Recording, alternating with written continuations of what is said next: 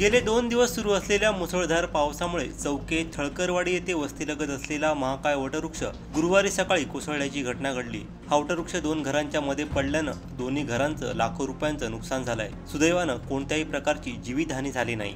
गेले 2 दिवस वादळी वाऱ्यासह पावसाने जोर पकडला। या पावसाचा फटका चौके गावाला बसलाय। चौके थळकरवाडी येथील प्राचीन महाकाय वटवृक्ष लगतच्या वंदना बाळकृष्ण गावडे व प्राची प्रशांत कुबल यांच्या दोन्ही घरांच्या मधोमध पडल्यानं घरांचं मोठं नुकसान झालंय। घटनेची माहिती मिळताच चौके सरपंच पी.के. चौकेकर यांनी घटनास्थळी भेट देत पाहणी केली। तसंच चौके तलाठी पोलीस पाटील यांना घटनेची कल्पना दिली। चौके तलाठी दीपक गुरव, चौके ग्रामविकास अधिकारी लक्ष्मण सरमळकर यांनी घटनास्थळी येत पंचनामा केला। अंदाजे लाख रुपये नुकसान झालं असल्यानं दोन्ही घरमालकांना लवकरात लवकर नुकसान भरपाई मिळावी अशी ग्रामस्थांकडून मागणी होत आहे।